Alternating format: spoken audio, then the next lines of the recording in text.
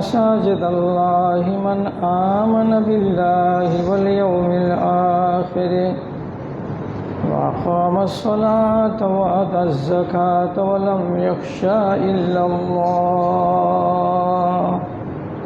إلى آخر الآية.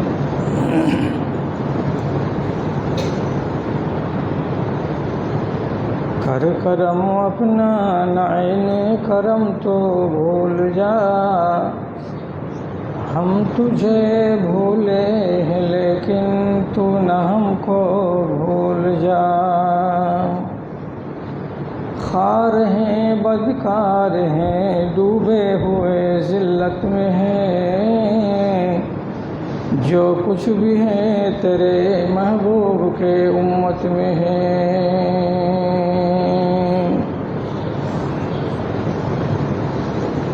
माननीय मुस्लिम समाज आरम्भ मात्रই আল্লাহ রাব্বুল আলামিনের শুকরগুজারি করি এবং তার স্তুতি বাদগাহি যে আল্লাহ রাব্বুল আলামিন আমাকে আপনাকে সপ্তাহের এই দিন কটি গত করে নেওয়ার পর এই পবিত্র মুহূর্তে জুমাকে পালন করে বিশেষ ধরনের পূর্ণ লাভের মধ্য দিয়ে আল্লাহর সন্তুষ্টি আমরা অর্জন করব, সে কাজের আল্লাহ তাআলা আমাদের তৌফিক দিয়েছেন। তার জন্য আমরা আল্লাহ তাআলার শুকরগুজারি করছি অন্তরের অন্তরস্থল থেকে, আলহামদুলিল্লাহ। তারপরে তার আখিরি রাসূল রাহমাতুল লিল আলামিন আদর্শ মানব বিপ্লবী জননেতা জনাবে মুহাম্মদুর রাসূলুল্লাহ সাল্লাল্লাহু আলাইহি ওয়াসাল্লামের উপর শত সহস্র দরুদ ও শান্তির ধারা বর্ষিত হোক। আল্লাহুম্মা সাল্লি আলাইহি আল্লাহুম্মা বারিক আলাইহি। বিরাদারানে ইসলাম, আজকে আপনাদের সামনে এমন কিছু কথা বলতে যাচ্ছি যে এই কথাগুলো আমার ধারণা মতে আপনারা হয়তো শুনেছেন অন্য কোনো আলেমের মুখ থেকে। অবশ্য আমি চেষ্টা রাখি যে হাদিসের সম্ভার থেকে এমন কিছু কথাকে টেনে বের করে আপনাদের সামনে রাখার, যেগুলো সাধারণত আলেম ওলামাগণ বলেন না। তো আজকে যেটা বলতে যাচ্ছি সেটা আমাদের প্রয়োজন বলেই বলতে যাচ্ছি। খেয়ালে রাখুন, কথার দিকে একটু লক্ষ্য করুন যে আল্লাহ রাব্বুল আলামিন কোরআন মাজিদের ভেতরে 70-এর কিছু বেশি জায়গায় ওয়াকিমুস সালাত ওয়া আতুজ যাকাত, নামাজ কায়েম করো আর তার সাথে সাথে যাকাত আদায় করো কথাটাকে যুক্ত করে পেশ করেছেন 70-এর বেশি জায়গায়। এবং শুধু শুধু নামাজকে আলোচনা করেছেন আল্লাহ প্লেনভাবে, এটা 8 থেকে 10 জায়গায়। অনেক মুফাসসিরিনে কেরাম ভেবেছেন, বলেছেন যে আল্লাহ তাআলা নামাজের কথা বলতে যাচ্ছেন তো বারে বারে ওই জায়গাতে উনি যাকাতের কথা কেন বলছেন? যাকাতকে আলাদাভাবে বললে হয়, নামাজকে আলাদাভাবে বললে হয়। এর জবাব উলামায়ে কেরাম দিয়েছেন, তা হলো এই যে ইসলামের মূল যেটা ইবাদত সেটা হচ্ছে নামাজ। আর নামাজকে কেউ কায়েম করে নিল দিয়ে তারপরে মনে মনে ভাববে যে আমি দিন ইসলামকে কায়েম করে নিলাম, আর আমার কিছু করা লাগবে না। এই ধারণাটা যে ভ্রান্ত, সেই ভ্রান্ত ধারণাটাকে আল্লাহ তাআলা দূর করবেন বলে প্রত্যেকটা নামাজের সাথে দানকে যুক্ত করে রেখেছেন। অর্থাৎ হে নামাজি, নামাজ তো কায়েম করো, কিন্তু তার সাথে সাথে দানের কথাটাকে স্মরণ থেকে বিলীন করে দিও না। কেন দিও না? ইসলাম কায়েম আছে, কায়েম হয়েছে অর্থের দ্বারাই। শুধু শুধু আল্লাহ তাআলার মেহেরবানিতেই দিন ইসলাম দুনিয়াতে প্রচার প্রসার লাভ করেছে এরকম কথাটা নয়। বিশেষ অবদান আছে কার? দানের। এই জন্য কোনো মানুষ যদি দানকারী না হয় আর শুধু নামাজি হয়, তাহলে সেই মানুষটা সম্পর্কে ওলামায়ে দ্বীন বলছেন তার ঈমান কোনো দিনই পূর্ণতা লাভ করবে না। ঈমানটা চিরদিন দুর্বল হয়ে থাকবে, সবল হতে পারবে না। কেন?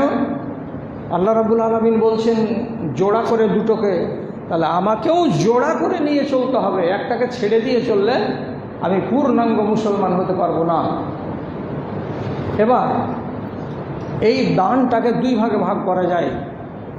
একগুলোকে বলা হয় জাকাত আর একগুলোকে বলা হয় সাদাকা। জাকাতের মানে হলো পবিত্র করা, আর সাদাকার মানে হলো আল্লাহর পথে খরচ করার কাজটাকে হাতে দেখিয়ে দেওয়া। হ্যাঁ আমি মানি, এই দেখেন আমি দিয়ে দিলাম, তো মেনে দিলাম, তার জন্য এইটাকে নাম দেওয়া হয়েছে সাদাকা, মানে সত্য করে আমি দেখিয়ে দিলাম। জাকাত থাকে শর্তের সাথে বাঁধা। 1 বছর না হতে গেলে কোনো মানুষের উপরে তার ধনে মালের, গবাদি পশুতে, সোনা চাঁদিতে জাকাত বর্তায় না।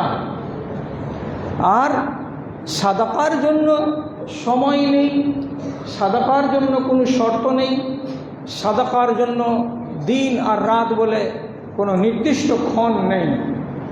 যখন ইচ্ছা তখন সাদাকা করা যায়, যাকে ইচ্ছা তাকে সাদকা করা যায়, যতটা পরিমাণ আপনি চাইবেন ততটা সাদকা করা যায়। এবার এই সাদাকা কথাটাকে বুঝতে আপনার আর আমার দ্বারাই ভুল হয়, তো ভুলটাকে করতে হবে না। সেটা হলো কি, কেউ যদি মনে মনে বলে যে আমি এই 100টা টাকা মাদ্রাসার ইয়াতিমকে দিলাম, বা আমি এই 100টা টাকা অমুক বিধবাকে দিলাম, তাহলে সেই ক্ষেত্রে সে সাদাকাটার নাম উচ্চারণ হয়েছে বলে ওইখানেই ব্যবহার করতে হবে, তাছাড়া অন্য জায়গায় আপনার দেওয়া চলবে না। আবার কেউ যদি 500টা টাকা দিয়ে দেয়, আমি এটা মসজিদে দিলাম, এটাকেও আপনি বলেন সাদাকা। আসল মানে হলো ইনফাক, মানে আল্লাহর পথে খরচ করা। আমি খরচ করে দিলাম, কোথায় লাগালাম? ইয়াতিমখানাতে লাগালাম। কোথায় লাগালাম? মাদ্রাসা নির্মাণ কল্পে লাগালাম, মসজিদ নির্মাণ কল্পে লাগালাম, সাদাকা। এবার কথাটা বুঝুন। নবী করিম সাল্লাল্লাহু আলাইহি সাল্লাম বলছেন 10টি জিনিস মানুষের মরে যাওয়ার পরেও তাকে কবরে সোয়াব পৌঁছাতে থাকে। তালিকা লম্বা করতে পারবো না, ছোট করে বলছি। তার ভেতরে কোনো জায়গায় যদি একটা কেউ বৃক্ষরোপণ করে, কোথাও যদি কেউ একটা মার্শাল বসিয়ে দেয়, কোনো জায়গাতে যদি কেউ একটা টিউবওয়েল বা ইন্দারা গেড়ে দেয়, কেউ যদি 50খানা কোরআন মাজিদ কোনো জায়গায় কোনো প্রতিষ্ঠানে পৌঁছে দেয়, কেউ যদি কোনো একটা ইয়াতিম ছেলের প্রতিপালন করে, কেউ যদি নিজেরই বাচ্চাটাকে দিনই তালিম দেয়, দিয়ে বড় করে আলেমে দিন বানায়, এই আমলগুলো মরে যাওয়ার পরেও মানুষের খাতায় চলমান নেকি হিসাবে নেকি পৌঁছতে থাকে। তাহলে এটা বিশাল বড় কাজ, মসজিদকে নির্মাণ করা। এবার প্রসঙ্গটা কেন এলো? আপনাকে যদি সারা পৃথিবীর ভেতরে বলা যায় আপনার 2 নজরে চোখে সবচাইতে ভালো জায়গা কোনটা, তাহলে আপনি হয়তো একগুলো লোক বলবেন কাশ্মীর, আর একগুলো লোক বলবেন দার্জিলিং, আর একগুলো লোক হয়তো বলবেন নতুন ব্যাঙ্গালোর সিটি। তা আপনার চোখে হলো এটা কিংবা এইটা কিংবা এইটা, কিন্তু আল্লাহ রাব্বুল আলামিনের নজরে যেটা শ্রেষ্ঠ সেটাই হতে হবে আমার নজরে শ্রেষ্ঠ। পৃথিবীতে যত বাগান দেখেন, যত পাহাড় পর্বত দেখেন, যত ঝর্ণা দেখেন, যত সৌন্দর্য দেখেন না কেন, এগুলো সৌন্দর্য আল্লাহ রাব্বুল আলামিন অস্বীকার করেননি, কিন্তু তিনি প্রিয় বলেছেন কাকে? যেই জায়গাতে আপনি এখন বসে আছেন এই জায়গাটাকে। এটাকে বলা হয়েছে আহাব্বুল বিলাদ ইলাল্লাহ, সারা পৃথিবীতে যত শহর আছে, যত পার্ক আছে, যত দেখার মতো দৃশ্য আছে, সমস্ত কিছুর ভেতরে পবিত্র এবং সবচাইতে প্রিয় জায়গা হচ্ছে আল্লাহ রাব্বুল আলামিনের কাছে এই জায়গা, অর্থাৎ মসজিদ। এটা কত গুণের জায়গা, আর এটার ফজিলত কত, এর মর্তবা আর এর সম্মান আল্লাহ রাব্বুল আলামিনের নজরে কত, আপনাকে শুধু একটা ইঙ্গিত দিচ্ছি।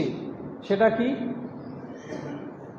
তো আল্লাহ পাকের নবী বলছেন, যে সমস্ত মহিলারা ঋতুবতী হবে, একটা মুসলমান মহিলা যদি ঋতুবতী হয়, তাহলে ফালা ইয়াকরবান্না মসজিদে হাযা, ওই মহিলা এই আল্লাহর ঘরের ভেতরে প্রবেশ করতে পাবে না। কেন? তুমি এখন সাময়িক অপবিত্র আছো। তোমার মতো মানুষটা যদি আল্লাহর ঘরে যায়, তো আল্লাহর ঘরের ইজ্জত, আল্লাহর ঘরের সম্মান, আল্লাহর ঘরের শ্রেষ্ঠত্ব ব্যাহত হবে। তার জন্য একটা মুসলমান মহিলাকে শুধু ঋতুবতী হওয়ার কারণে তাকে মসজিদ আসতে বারণ করা হলো। ভেবে দেখেছেন? তাহলে এই জায়গাটার ফজিলত কত আল্লাহর নজরে। আপনাকে আর একটা বলছি, আল্লাহ পাকের নবী বলছেন, মান আকালা মিনহা যাইনে, পেঁয়াজ এবং রসুন, এ দুটো জিনিসকে রাসূলুল্লাহ দেখিয়ে বলছেন, আমার উম্মতেরা, তোমাদের ভেতরে কেউ যদি এই দুটো জিনিসকে খায়, বারণ করছেন না খেতে, বরং বলছেন কেউ যদি খায়, তাহলে কাঁচা পেঁয়াজ এবং কাঁচা রসুন খাওয়ার পরে আমার মসজিদে আসিও না। মসজিদে আসা নিষেধ। কাঁচা পেঁয়াজে আর কাঁচা রসুনে কি আছে? ওর যে গন্ধটা, যেটা আমার জন্য হালাল, আপনার জন্য হালাল, কিন্তু এই জিনিসটাই আল্লাহর মসজিদে যখন আসবেন তখন এটা বেয়াদবির কারণ হয়ে দাঁড়াবে। যেহেতু ফরিস্তা আছেন এখানে অগণিত, সমস্ত ফরিস্তা আপনার আশেপাশে, আগে পিছে ডানে বামে আছে, তো আপনার কাছে বসে তারা আপনার হিসাব নিকাশ, আপনার রিপোর্ট, আপনার সম্পর্কে ধ্যান ধারণা নিয়ে রব্বুল আলামিনের কাছে যে তারা যাবেন, এ কাজে তাদের কষ্ট হবে। সুতরাং রাসূলুল্লাহ বলছেন, পেঁয়াজ আর রসুন কাঁচা খাওয়ার পরে আমার মসজিদে আসবে না। এবার ভালো করে বুঝুন, হযরত ইব্রাহিম আলাইহিস সালাতু ওয়াস সালাম নিজে স্ত্রীকে আর বাচ্চাকে রেখে দেওয়ার পর আল্লাহ তাআলাকে আওয়াজ দিয়ে বলছেন, আপনার ঘরের পাশে, আপনার বাড়ির পাশে নিজের বিবিকে আর বাচ্চাকে রেখে দিয়ে চলে গেলাম। তাহলে কাবাটাকে বলছে, মসজিদে হারামটাকে বলছে কি, এটা আপনার বাড়ি, এটা আপনার ঘর। পৃথিবীতে যত মসজিদ আছে সমস্ত হচ্ছে আল্লাহর ঘর। সবটা মসজিদের জন্য একই বিধান। এখানে আসতে গেলে আপনাকে ওই রকম শরীফ ইনসান হয়ে একদম নতি স্বীকার করে কানুনের প্রতি পাবন্দ হয়ে পা রাখতে হবে। এমন পর্যন্ত কি আপনাকে সহিহ হাদিস বলছি, হযরত উমর রাদিয়াল্লাহু তাআলা আনহু একদিন মসজিদে নববীতে আসেন, সাহেব ইবনে ইয়াজিদ রাদিয়াল্লাহু তাআলা আনহুর মতো একজন সাহাবী, তিনি বলছেন, কুনতু কায়েমান ফিল মসজিদে, আমি মসজিদে দাঁড়িয়ে আছি, আমার দিকে একটা ছোট্ট পাথর এইরকম করে কেউ যেন মারলো। আমি পিছন দিকে ঘুরে দেখছি তো ফায়জা হুয়া ওমর, তো দেখছি যে হযরত উমর এইভাবে ছোট্ট একটা পাথর নিক্ষেপ করে উনি কি বুঝাতে চাইলেন। আমি যদি বলি, সাহেব, তাহলে আওয়াজটা বড় হবে। আল্লাহর মসজিদে বড় আওয়াজ করা চলবে না, যাবে না, বড় করে কথা বলা যাবে না। তা আমি এই বেয়াদবিটা আগে করবো না, তার জন্য তিনি একটা পাথর নিয়ে তার গায়ে মারলেন যাতে সে টের পায়। ঘুরে দেখছে তোকে হযরত উমর। হযরত উমর আঙুল দিয়ে সাইদ বিন ইয়াজিদকে দেখিয়ে বলছেন, ইতিহা যাইনির রাজুলাইন, এই যে মসজিদের আর এক প্রান্তে দাঁড়িয়ে আছে এই লোক দুটোকে ধরে আমার কাছে হাজির করো, কথা আছে তাদের সম্বন্ধে। হযরত সাহেব বলছেন, আমি এক পা দুপা করে গেলাম মসজিদের আর এক মাথায়, আর এক দিকে ওদের দুজনকে বললাম, এই চল। কোথায়? খলিফাতুল মুসলিমিন ডাকছেন, ওখানে যেতে হবে। কী করবো, আমি এলাম, আমরা দুজনে এলাম। আমিও দাঁড়িয়ে আছি যে হযরত উমর ফারুক রাদিয়াল্লাহু তাআলা আনহু কী বা বলবেন। এখানে যেমনি খাড়া হয়ে হওয়া, তখন হযরত উমর দুজনকে ডেকে বলছেন, মিন আইনা আনতুমা, তোমাদের বাড়ি কোথায়? তো বলছে মিনাত তায়েফ, আমরা তায়েফ থেকে এসেছি মসজিদে নববীতে নামাজ পড়ার জন্য।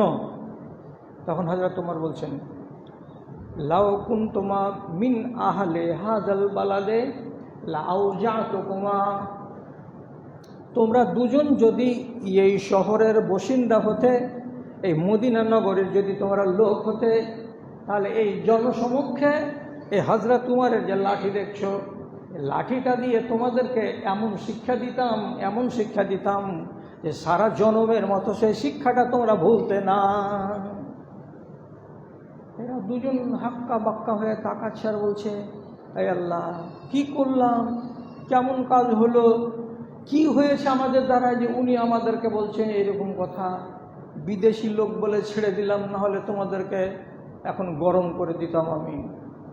তখন হযরত উমর পরের ভাষায় বলছেন কি, ইন্নাকুমা রাফাতুমা আসওয়াতাকুমা ফিল মসজিদে, তোমরা দুইজন, দুই ভাই, দুই বন্ধু মসজিদের ভেতরে যখন কথা বলছিলে, তখন এত জোর আওয়াজে কথা বলছিলে, এত চিৎকার করে কথা বলছিলে যে তোমাদের গলার চিৎকারটা সীমা ছাড়িয়ে যাওয়ার কারণে মসজিদের সাথে বেয়াদবি হচ্ছিল এবং আল্লাহর ঘরের বেহুরমতি হচ্ছিল।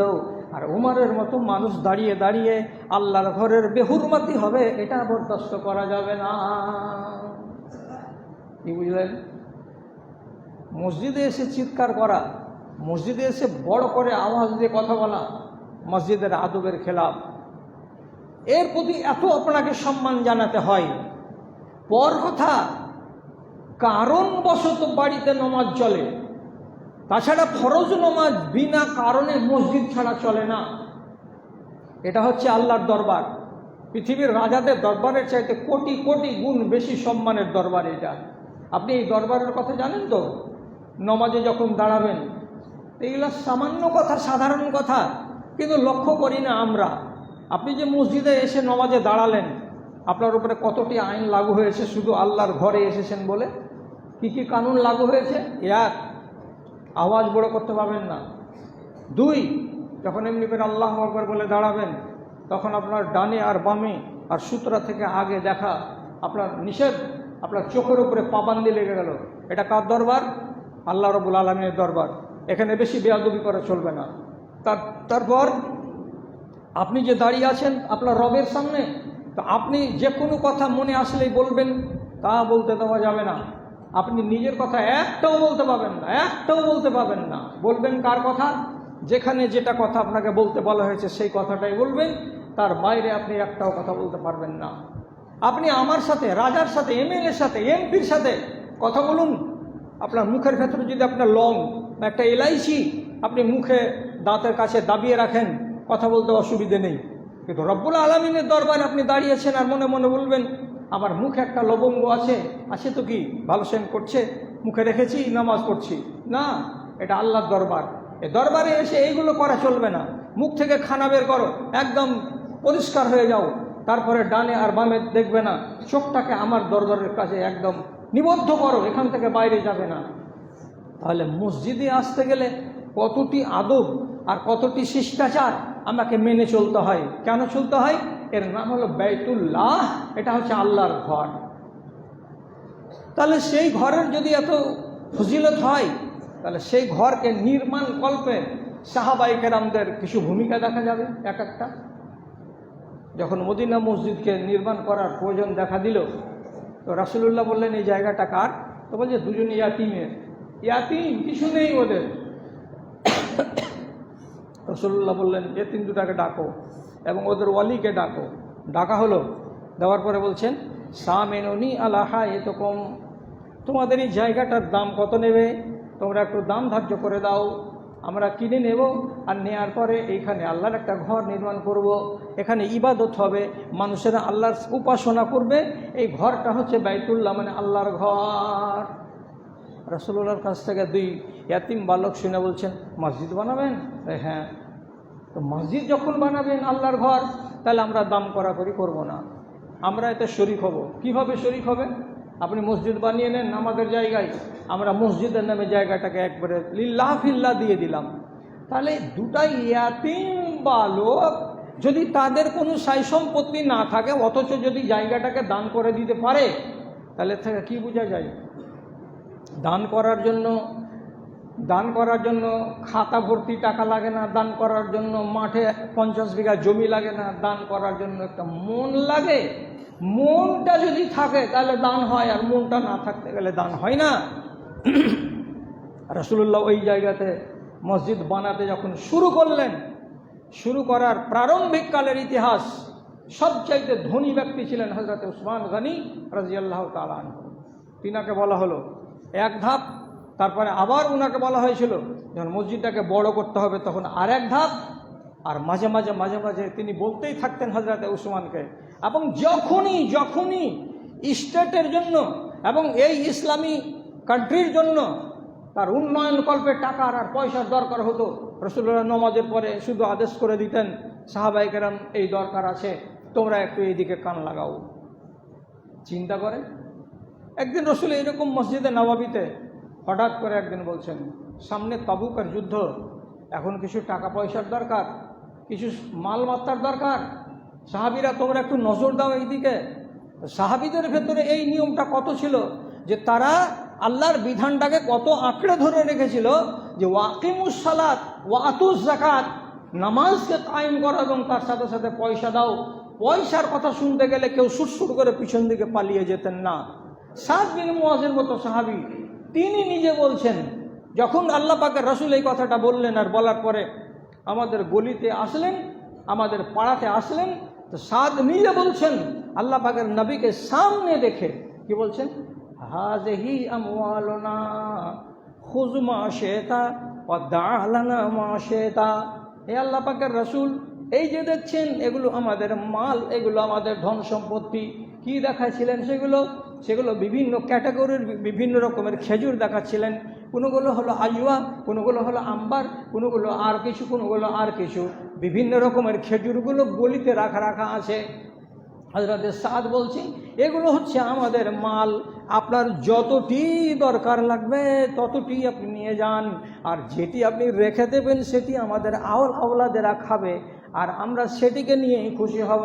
আপনাকে বাধা দিচ্ছি না, আপনাকে মেপে দিচ্ছি না, আপনাকে লিমিট বেঁধে দিচ্ছি না। কয় কেজি নেবেন, কয় মন নেবেন সেটা আপনার ব্যাপার। নেন, যতটি আপনার লাগবে আপনি নেন, নিয়ে চলে যান। এরা কত উদার মনের মানুষ, কত উদার মনের মানুষ, চিন্তা করেন। এক সাহাবী তিনি নিজে বলছেন, এজা কালা রাসূলু লানা বিসাদাকাতে ও এজা আমারানা নবী সাল্লাল্লাহু আলাইহি ওয়াসাল্লাম বিসাদাকাতে ফায়াযহাবু বা'দুনা ইলা সুকে।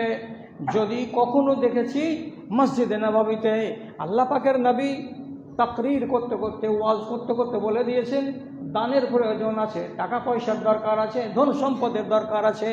এখন ইসলামী স্টেট খালি আছে, এখানে আমাদের কোষাগারে টাকা পয়সা নাই, তোমরা টাকা পয়সা দিয়ে এটাকে তোমরা স্বাবলম্বী করে তোলো, আমাদের হাতটাকে মজবুত করো।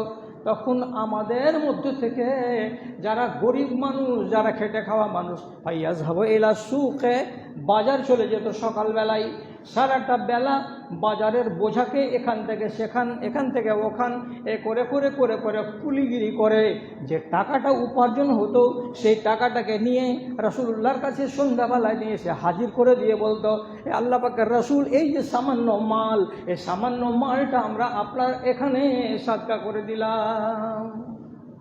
কত উদার মনের মানুষ। এক সাহাবী একজন লোকের বাগানে রাতের বেলায় জল দিচ্ছে, খেজুরের বাগানে খেজুরের গাছের গোড়ায় জল ঢালছে। মালিক বলছে, আরে বাবা, রাতের বেলায় তুমি জল ঢালবা, দিনের বেলায় তুমি কি করবা বলো তো? দিনের বেলায় কাজকর্ম করার টাইম, আর রাতের বেলায় তুমি এইভাবে খেজুরের বাগানে সেচ দিতে এসেছো, এটা কেমন কথা? তো বলছে, বাবা, দিনের বেলায় আমি আমার নিজের সংসারের কাজ করব, তো আমার সংসারের কাজ করে তো আমি টাকা পাবো না, তো রাতের বেলায় এসেছি আপনার সংসারে আপনার কাজ করে দিতে, কী লাভ হবে? বলছে, সারাটা রাত আপনার বাগানে আমি সেচ দেব। আর দেওয়ার পরে আপনার সামনে 2 দিরহামের কথা হয়েছে, সেই 2 দিরহাম টাকা বা 1 দিরহাম টাকা চাঁদির পয়সাটা আমি হাতে করব। আর করার পরে ফজরের টাইমে আল্লাহ পাকের নবীর মসজিদে আমি হাজির হব। জামাতে নামাজ পড়ার পর আল্লাহ পাকের নবী বসে থাকবেন, তার সামনে এই 1 দিনার 1 দিরহামটা এই স্বর্ণে জাকাত, এই টাকাটাকে আমি আল্লাহ পাকের নবীর হাতে তুলে দেওয়ার পরে বলবো, রাসূল আমি গরিব মানুষ, এর থেকে বেশি আওকত আমার নাই, আমি রাতের বেলায় মজুরি করেছি, করার পরে এই দিরহামটা চাঁদির টাকাটা পেয়েছি, এটা আপনার নামে উৎসর্গ করে দিলাম, এটা বাইতুল মালে জমা করে নেন। তাহলে সাদকা করার জন্য, আল্লাহর পথে দান করার জন্য শুধু শুধু টাকাই লাগে সব সময়, এই কথাটা নয়। এর জন্য চাই বড় একটা অন্তর, বড় মন। মন যদি বড় না মিলে, আর এর প্রতি যদি আপনার অগাধ আস্থা না থাকে, ভরসা না থাকে, তাহলে পারে মানুষের পা এগিয়ে আসবে না এই পথে। আল্লাহ পাকের নবী বলছেন, কুল্লু ইমরিইন ইয়াকুমু ফি জিল্লি সাদাকাতিহি ইয়াউমাল কিয়ামাহ। আলেমের মুখ থেকে ওয়াজ শুনেছেন, কিয়ামতের মাঠে কাঠফাটা রোদ হবে। কাঠফাটা রোদের কালে আপনি যদি ছায়া চান, তাহলে সহি হাদিস বলছে, রাসূলুল্লাহ বলছেন, 1-2টা মানুষ নয়, হাসরের ময়দানে লক্ষ লক্ষ মানুষ এমন দেখতে পাওয়া যাবে যে তার মাথার উপরে কে যেন ছায়া করে আছে। এটা ছায়া কে করে আছে? রাসূল নিজে বলছেন, ফি জিল্লি সাদাকাতিহি। দুনিয়াতে দান করেছিল, এই দানকারীকে দান করার কারণে রব্বুল আলামিন একটা বিশেষ ধরনের ছায়া দেবেন। আপনার ডানের লোকটা মাথার তলে ছায়া পাবে না, সে যেহেতু তার ভেতরে বৈশিষ্ট্য এটা ছিল না। আর আপনার বামের লোকটা হয়তো পায়নি, কিংবা আপনার সামনের লোকটা যদি পেয়েছে, এত গাঢ় ছায়া পায়নি। কিন্তু আপনি এমন ভাগ্যবান লোক যে আপনার মাথার উপরে ছায়া হয়ে আছে হাসরের মাঠে, অত্যন্ত গাঢ় ছায়া, যে ছায়াতে আপনি আরামে আছেন, আপনার ঘাম ঝরে না, আপনার কোনো কষ্ট হয় না। এটা কিসের ছায়া? রাসূলুল্লাহ বলছেন, এটা হচ্ছে তার দুনিয়াতে সাদকা করার ছায়া।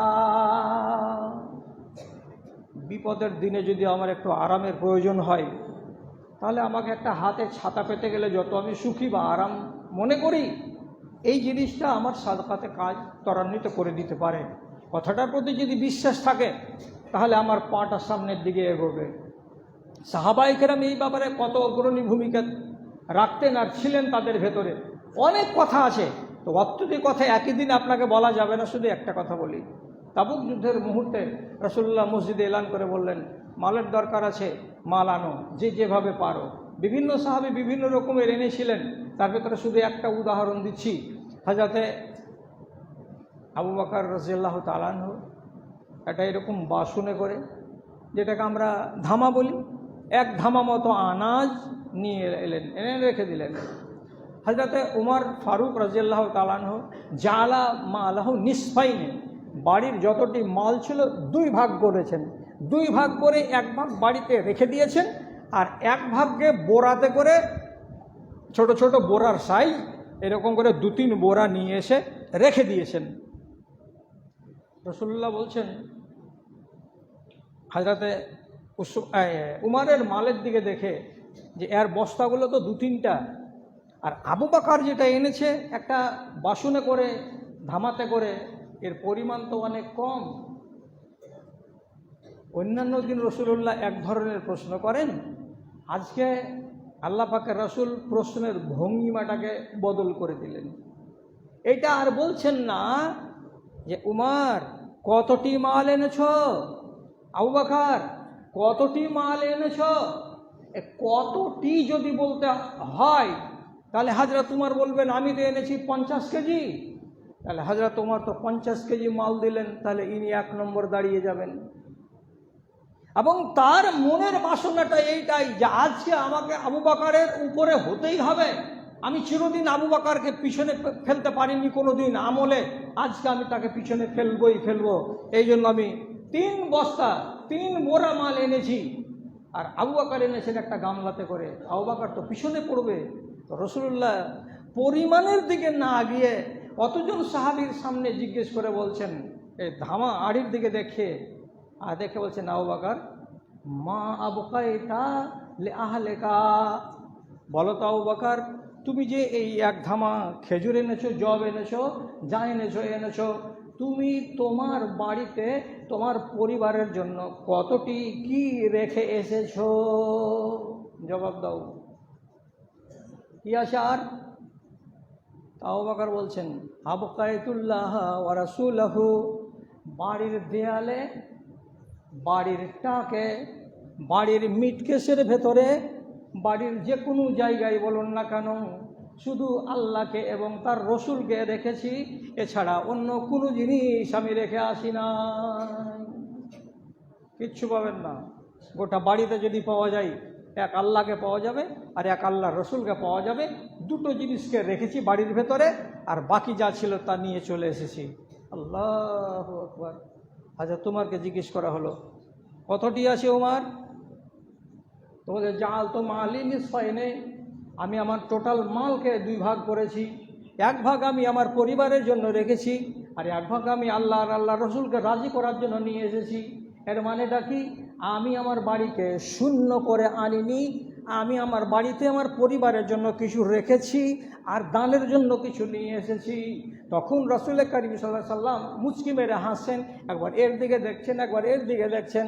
উমার, তুমি তো কিছু রেখে এসেছো বাড়িতে তোমার নিজের আওলাদের জন্য, আর আবু বকর নিজের পরিবারের জন্য কিছুই রেখে আসেনি। বলো তো কোনটা দান সবচাইতে বড়? হযরত উমর তখন মাথা নামো করে বলছেন, লা আসবাকুহু বিহায়াতি কাত্ত, আমি হযরত আবু বকর সিদ্দিকের জীবনে কোনোদিন কম্পিটিশন করে পারিনি, আজও পারলাম না, জীবনে আর কোনোদিন আমি ওনাকে পারবো না। তাহলে এইরকম কি হয় যে বাড়িঘরের সমস্ত সামানকে নিয়ে চলে এসে দিয়ে দিবেন যে রাসূলুল্লাহ চেয়েছেন বলে? আমি কি এখনকার মানুষকে এরকম কথা বলতে পারবো? না এরকম দরের আর এইরকম পরিমাণ ঈমান আমাদের কাছে আসে যে সমস্ত আপনি নিয়ে চলে আসবেন? ওই কথাটা নয়। কথাটা হলো এই মনটাকে বড় করা, বড় মন করে আপনাকে এগিয়ে আসতে হবে। প্রসঙ্গটা কেন এনেছিলাম? দেখতে দেখতে 35 মিনিটের কোঠায় চলে গেল ঘড়ির কাঁটা। প্রসঙ্গটা হলো এই, উত্তরবঙ্গের ভেতরে আপনাদের এই মাদ্রাসা একটা সুনাম সুখ্যাতি নিয়ে মানুষের কাছে পরিচিত। আপনি যেখানেই যাবেন উত্তরবঙ্গের, দক্ষিণবঙ্গের, আপনার এই বিকট তাহফিজুল কোরআন মাদ্রাসার নাম শুনলেই ও বলবে না যে এটা চিনতে পারি না। এত এই মাদ্রাসাটাকে আল্লাহ রাব্বুল আলামিন ভালোবেসেছেন, আর তার আপনারা খাদেম। এই খাদেমগুলোর দৃষ্টি আকর্ষণ করছি একটা এই দিকে যে 650 জন তালেবে এলেম কোরআন মাজিদকে নিয়ে একসঙ্গে যখন পড়া আরম্ভ করছে, কারো যদি নমাজ হয়তো কারণবশত ছুটে গেল, কোনো নমাজি ভাইয়ের একটু পরে যদি উনি আসছেন, তো এদের কোরআনের আওয়াজে মুসল্লিগণ ঠিক করে আর নামাজ পড়তে পারছেন না, বা ছাত্ররাই যারা নামাজ ছুটেছে তারা হয়তো নামাজ পড়বেন তা পড়তে পারছেন না। এখন অতি জরুরি হয়ে গেছে এই মসজিদটাকে দ্বিতল করা। নাহলে এতগুলো ছেলেকে এক জায়গাতে রেখে আর নামাজিদের ফ্যাসিলিটিটাকে ঠিকঠাক করে পৌঁছে দেওয়ার কথা ভেবে আমরা দেখতে পাচ্ছি যে হ্যাঁ, আলাদা আর একটা ঘর হওয়া দরকার আছে। তাহলে যদি এই বিল্ডিংটা আপনারা মনে করেন উপরতলাটা আমরা বানিয়ে নিতে পারবো, কেন পারবেন না? আপনারা কি পারেননি এর আগে? আপনারা এ কথাটা আগে বলুন তো। এই বিকটের লোক কি করেননি? মাদ্রাসা তো আমি আজকে কতদিন ধরে আসছি, আমি মোটামুটি 28 থেকে 29 বছর ধরে এই মাদ্রাসাতে আমি আসি। ছিল কি, হলো কি, আর আগামীতেও আবার হবেটা কি? আপনারাই তো করছেন। সকলকে আবার অনুরোধ থাকলো, যদি আওয়াজ উঠে যায়, এদের আপনাদের ফয়সালা যদি হয়ে যায় যে হ্যাঁ আমরা আগামী মাস থেকে শুরু করব বা তার পরের মাস থেকে শুরু করব, একটু উদার মন নিয়ে এগিয়ে আসবেন। কেউ 1 কুইন্টাল রড নিয়ে আসবেন, কেউ 1000 ইট নিয়ে আসবেন, কেউ 1 টলি বা 1 গাড়ি বালি নিয়ে এগিয়ে আসবেন, কেউ 10 বস্তা